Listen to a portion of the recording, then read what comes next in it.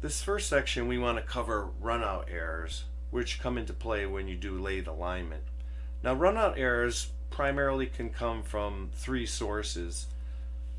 Now typically the lathe spindles are not a major source of runout error if it's a newer or a lathe in good shape, because the bearings are such tight tolerance that hold those spindles, and they're held very well in the lathe, so it's usually not a major contributor to runout. But most runout errors are coming from either your chucks or your glass tubes themselves. Let's take a close look at the chucks. Front view here. Normally you'd have three jaws coming, and ideally they meet in the perfect center. Now, a chuck is a mechanical device, very tight tolerances, but a moving part, so they don't meet perfectly in the center. So when it's holding your glass tube, as the chuck is spinning, you're getting kind of an off center. We'll just call it like a little wobble, And this type, if you look at it from the side, you've got your jaws, you'd have your perfect center point, and your workpiece is just slightly off center, so you get that kind of motion. Now, a characteristic of this runout, which is referred to as radial runout.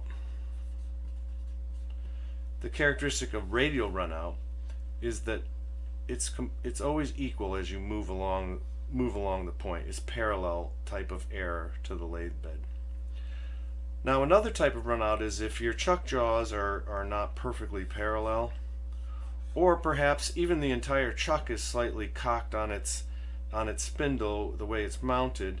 What you have is a error that gets larger at the end than it does at the actual mounting point. So it's a cone shape error. So according to the lathe bed, as you move along, the further from the chuck you get, the larger the actual error gets. This is referred to as an axial runout, and that's its characteristic.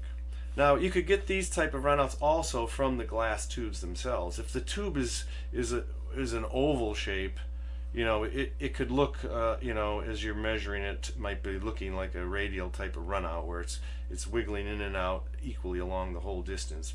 Much more likely, though, is you would see an axial runout with the glass tube, because the tube itself has got a bend in it. So when it's spinning, it's got that characteristic where it's got a more air at the end than it does near the chuck. Sometimes the glass tube is just not mounted parallel inside the jaws, so you might sometimes see people who tap the ends as they're mounting the tube, and that's an attempt to minimize this axial type of runout to get them to mount nice and parallel inside the jaws. If it's a true bend in the glass, you'll also commonly see people, they heat it with a torch right at this point up closer to the chuck jaws, and then with a paddle they'll compress this, and what they're really doing is straightening the tube in a sense, and then the runout is a much smaller amount because they've eliminated the air at the end, and basically get a much better results for continuing on with their work. Sometimes you may come across the specification, you see total indicated runout, TIR. And what that is somebody is just giving you a spec, but they've added up radial, axial, any kind of runout. They just lump it all together into one and just call it total indicated runout. You might see that sometime in some type of spec sheet. Let's spend a few moments talking about measurement. If you're going to do any type of accurate alignment on a lathe, you're going to be using a dial indicator. Here's a sample of one. Basically, you've got a plunger out one side of a dial indicator, and as it goes up against the measurement surface, it will move and indicate on the dial how much that motion is in distance, in length. Now, you'll often see dial indicators broken up into various segments. This one's 0 to 100, 0 to 50. They're all different types available. What's important is the smallest segments. What are they? And it's usually printed right on the dial indicator.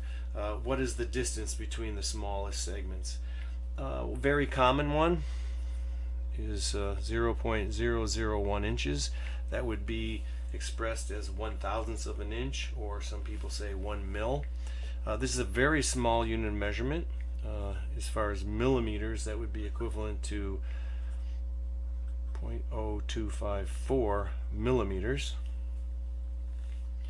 So this is extremely small, and one way to visualize this a little bit is, say you take a human hair, and it's said that the average human hair is somewhere around, say, 4/1000ths of an inch in diameter. So we're talking about, when you're measuring a couple of divisions on here, you're only half the diameter of an average human hair. So now it is possible when you align a lathe, say between the two spindles, the idea is to have them aligned down the center axis so they're perfectly in alignment with each other and parallel with the lathe bed itself. You could go a long distance just to pick a spec out, say like over a 24-inch span, to align the lathe to say plus and minus 0.0022 inches. That's tough to do. If you have a lot of time, you can probably get it down to that close, or maybe slightly more practical might be plus or minus 0.004 along that range. And you could see that that's smaller than the human hair in this case, and basically it's a very tight alignment of a lathe. And well, it's a little bit debatable for some people of why you would want to spend the effort and time to get that close in your alignment. Basically because when you buy your glass tubing, glass tubing comes with a specification of its own. It has variance in wall thicknesses. It's looking at the end, they're not perfectly round. You could exaggerate that with an oval shape. They also have a bow specification, so they're actually bent as they go along. So there's various errors that occur with putting in a piece of tubing. So, but on the other hand, sometimes it's nice to start with the machine at least being as straight as possible, and then you just deal with the glass tubing spec itself. Now, an interesting point is when you are aligning a lathe, say you've got your chuck and you've got a very straight, maybe in this case an alignment rod in there, but you will see all the runout errors I talked about in the previous section. So you'll see axial and radial runout that's got this thing wiggling around a little bit. You're trying to do an alignment, and when you put your dial indicator up here, it's not a question, you will see the radial and axial runouts from the system. And you'll very often see this thing moving around by, it's moving like 0.010ths of an inch back and forth, back and forth. You're trying to line the lathe and you've got like this wiggle going on. There is a method we'll cover next where you can subtract that out completely and know just what the center point is of all that measurement, so that you can do an actual very straight alignment of the head and tail stock, even though your alignment rods have some axial and radial runout, say from the chucks or from the rod itself. And we'll cover that method next. So when you align a lathe, it's not just simply making the two ends of alignment rods meet each other. And I'll give you an example, an exaggerated example. Say here's a lathe bed and your head stock and tail stock are slightly misaligned, so that they have an axis that's off center from the lathe bed.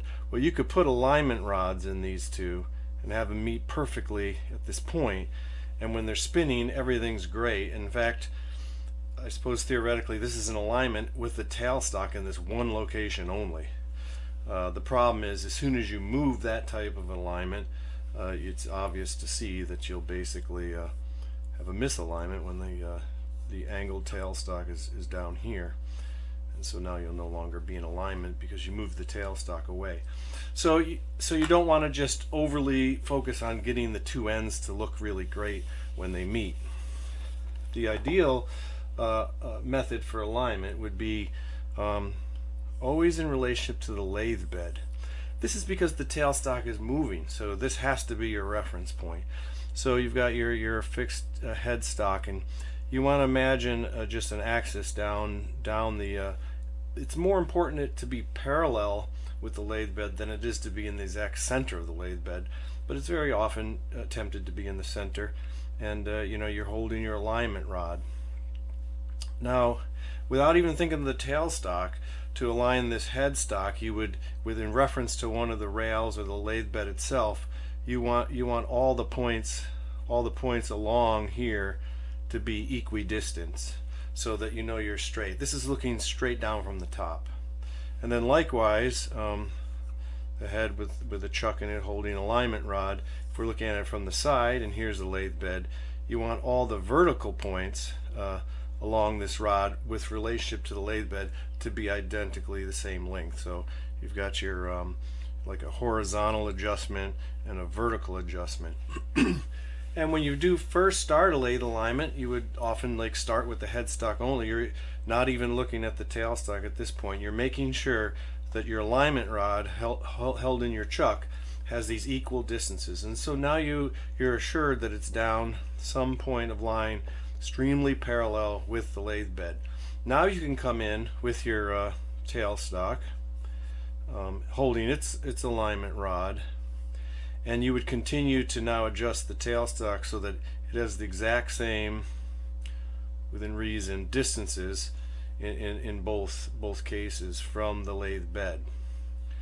Then when you're done, you'll have that nice motion. So no matter where you're working, your piece is always aligned in reference to a center point that's parallel to the lathe bed. So that is actually the trick to aligning. Now the best way to do this is with, of course, a dial indicator, because it's so precise, showing you down to levels even greater than you probably need to know, but that's information. So I mean, looking down from the top again with your head and chuck holding an alignment rod, your lathe bed.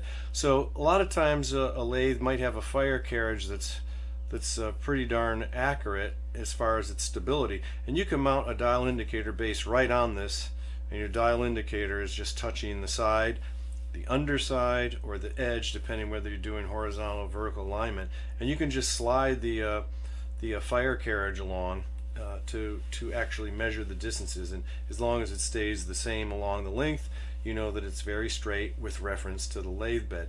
The way you know your fire carriage is great to use would be if you actually have it all mounted up, and if you just try to wiggle it a little bit, grab it with your hand and move it around. If it's very stable, if the dial indicator's not really wiggling around more than 1/1000th of an inch, that's a good stable fire carriage.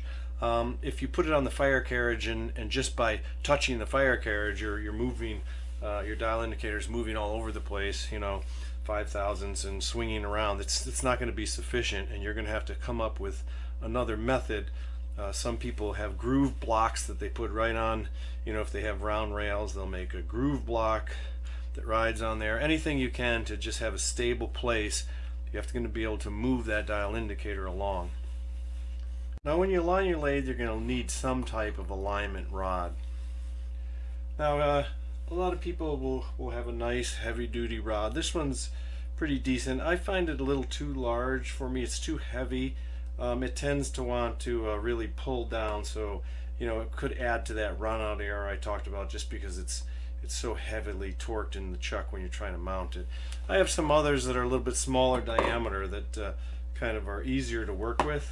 This one is basically a little less pull when you're mounted in the chuck, and you know you can spend a lot of money to get these. They're very straight, they have great diameters.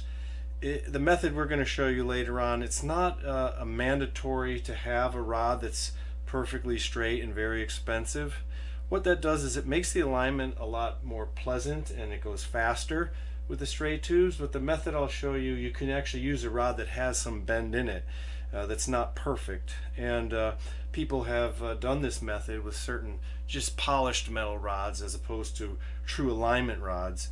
In fact, some people have found some glass tubes that are extremely straight, you know, and they save that one and put it aside. So we'll cover those methods on how you might use some less than ideal rods. But certainly the better one, the straightest rod you can get is going to be make it easier on yourself. So now let's talk about actual alignment method here. We've got a top-down view of headstock and a chuck with a alignment rod in there, and you've got your lathe bed. And let's say we're able to use our flame carriage here. We've mounted a dial indicator. We're kind of measuring this direction, so we're measuring a horizontal alignment in this case. And you've got the lathe turning slowly. You've got your dial indicator indicating something. Now you can spend a lot of time twisting these dial indicators to get it to say 0. You know, but any number, as long as it stays, you know, if it's pointed at 35, as long as everywhere along there when you move it it's 35, it's the same thing. So you don't have to go crazy with the zeros unless you just like to do that. But what you will notice immediately is either because your rod is not perfect, so it's got a bow in it, or your chuck isn't perfect, so it's got some run out, or you've got the type of run out that increases as you go across the rod as you get further away from the chuck, you will see that this dial indicator is just moving back and forth. It's oscillating back and forth, back and forth. And so what you do is you just note how far it's moving each time. So let's just say, I've got a pretty, I didn't have a very expensive alignment rod, or I just found something that I'm using. Let's say it's moving a lot. Say it's moving like, 5, even 5 in each direction, so it's swinging all the way to here, and it's swinging all the way to here. So you're sitting here trying to line a lathe, and your dial indicator is doing this. Well, as long as it's equal and you know that this is the center point of the swing, that's actually the true center point of any moving rod. So you can actually say whatever the average is between the two. So you see it swinging 10 and just count in 5, and that's the actual theoretical center point of the axis of that spinning rod. So all this other motion is irrelevant to the axis center line. It's your run out and rod errors and whatnot. So this is how you can actually use a slightly bent rod. So now when you move the fire carriage along, the swing might change. Maybe in this direction, more typically, the swing will reduce. It will reduce down to maybe saying just going from here to here. However, if you notice when you move it, it's actually reduced to just 4 segments, but it's over here and not centered at the place it was when it was here. Well, that's the rod is not in alignment. So you now have to move everything, and you can tell by what direction that it needs to move in or out by where your one measurement was over here and one measurement was here. So this one has to be pulled that way. So basically it's a bit tedious to do any alignment, but you do this until as you move this along the rod, whether the swing is a giant swing or a very small swing, and there may be places where it's extremely small and then it gets larger, they all have the same average or center point when they're all the same spot. Again, it doesn't matter that it says 0 on your dials. If, like I said in the first example, if this was a 35 when you started, as long as they all swing around the center point of 35, no matter where you're sliding it, that bar is now nice and parallel with the lathe bed, regardless of all your run out errors and axial problems. So again, this would be for the horizontal direction. You would now have to move the dial indicator and measure it in the vertical from the bottom to make sure that the bar is not tipped down. So this is how you could a method for alignment using less than perfect rods or less than perfect runouts on your chuck or your tube. Now, one thing that's worth mentioning is the actual setting for your dial indicator, the one you're using as your, say, 0 point. You want to make sure that you can kind of reset this dial indicator as many times as you want when you're doing the headstock, as long as when you're finished, no matter where you move on there, it is the same number as you go across.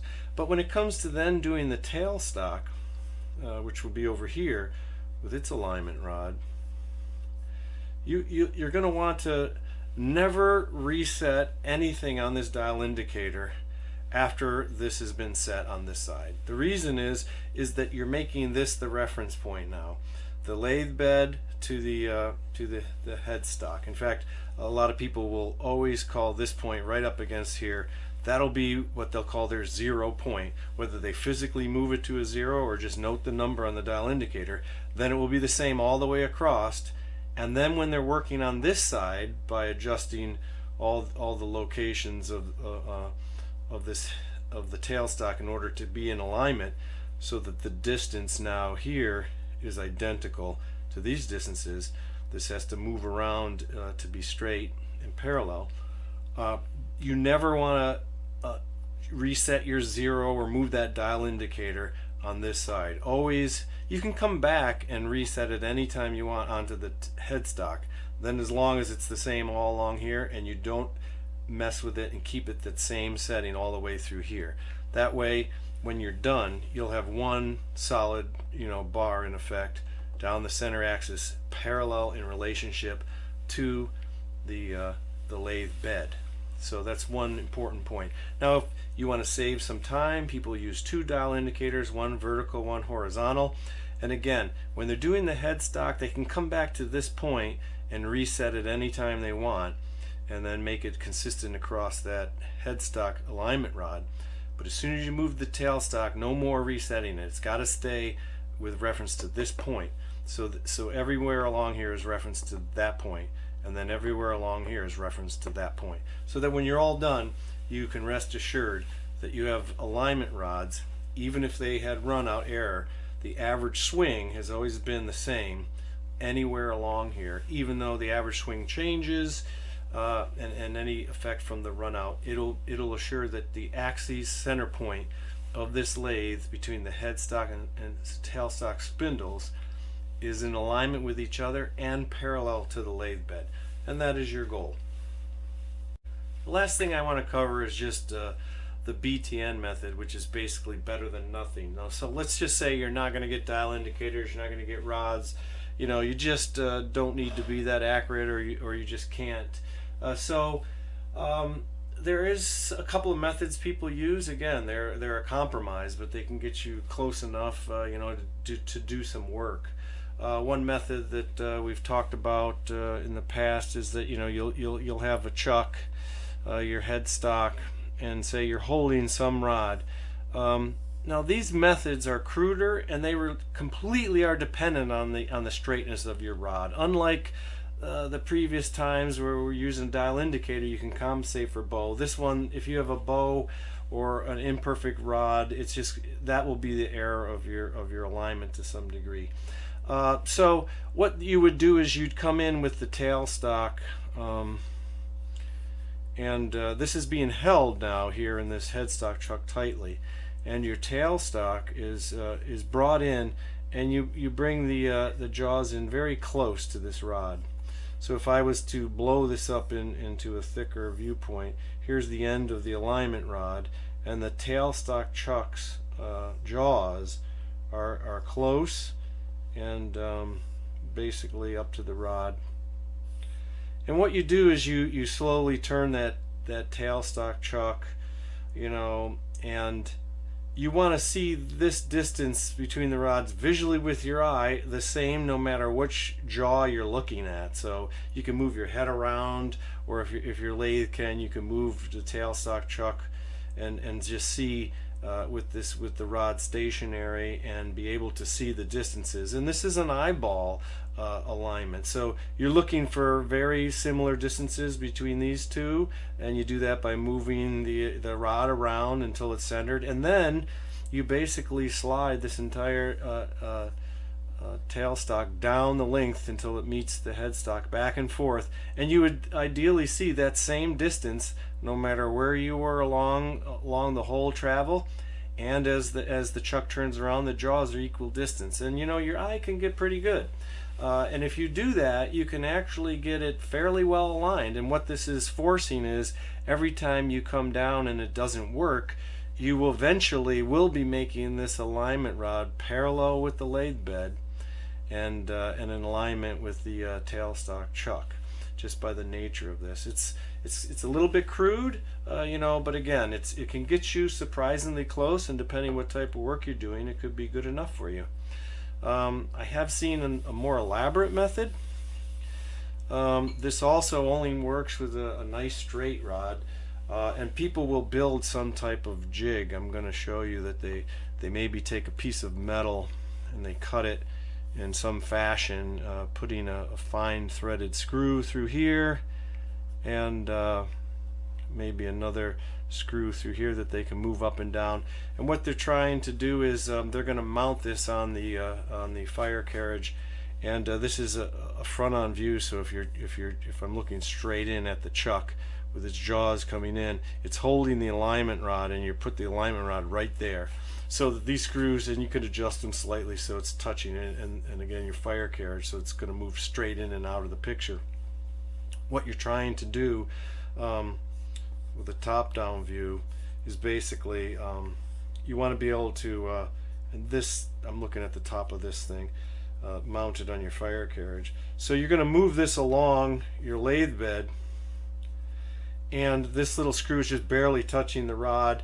And you know what? You want it so that it's just barely touching the rod equally the whole distance as you slide it back and forth. And also in the horizontal, you're looking up from the bottom, and you slide back and forth. I have to admit, this would probably take a little bit of time and be a bit tedious to try to get this to work. And again, if you have run out errors, that's going to be a little bit of a problem. But you know what? Using your eyeball, and you know, if you want to substitute again time for the money for all the instrumentation, this will get you crudely aligned. Again, you continue on through the tailstock, and if this stays in the same place and is equally touches the top and sides all the way along, with the exception of a little bit of you know, run out error there, you can at least get it close enough maybe to get you started. Well, I hope some of these methods helped. I think you can tell that the dial indicator is really the way to go, and a couple of emergency methods here if you get stuck in a jam or you don't have one. Thanks for listening. We certainly are always open for comments and inputs. You know, we'll make corrections and improvements to the tutorial over time, and hopefully that's been some help for somebody.